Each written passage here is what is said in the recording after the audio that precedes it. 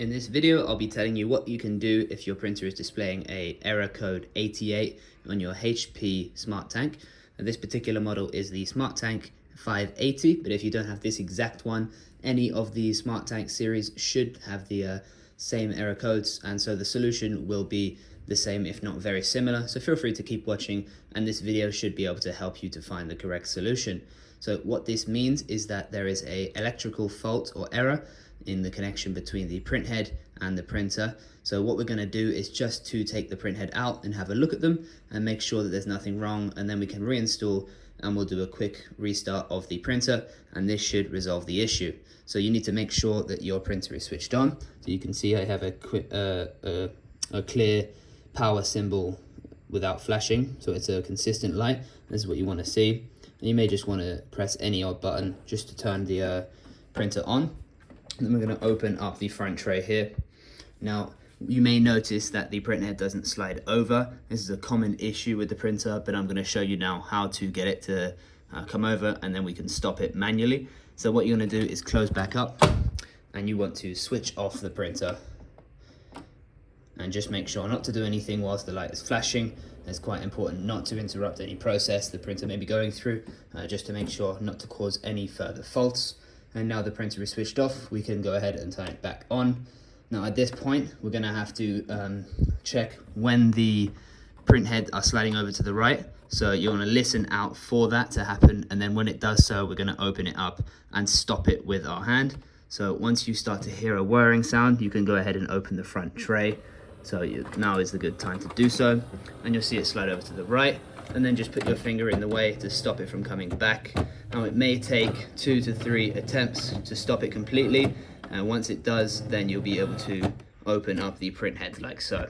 So we want to just slide it into the middle there, into the operating position, and you're going to press on this blue tab to open it up like so. And then the process of removing the printhead is fairly straightforward, but obviously a lot of the components here are made of plastic, so it's important not to press too hard, otherwise you may break something and cause further issues. So the way to release it is to press on the top of the printhead like so until you hear a click, and then it will pop out and you can remove it. Now let's just have a look at the printhead. You can see there's nothing interrupting the signal there, and the printhead seems to be in good condition and nothing wrong with it. We can also just check inside to see that there's nothing interrupting the process there to cause any electrical faults. So that looks all clean. We can go ahead and put this back in like so. Now, as I said before, it's important to be quite careful. You don't want to press too hard and break anything. Now let's remove the color cartridge. There you are. Now let's have a look at it. We can see that there's nothing wrong, nothing in the way. Also note that the sticker has been removed from the receptor there. This is quite an important thing that a lot of people forget to remove, and so you just want to make sure once you've done this that it has been removed, and then you can reinstall it. You can also check which color and black ink goes where from this little diagram here, so that will tell you that the color goes on the left and the black on the right. And we can go ahead and reinstall this back into the machine until it clicks in like so. And then this is a step that a lot of people forget to do, which is to close down the lid on the ink tanks. So make sure to press this down until it clicks in, and then you can safely close the lid like so, and this should be good. Now it may come up with a flashing error light.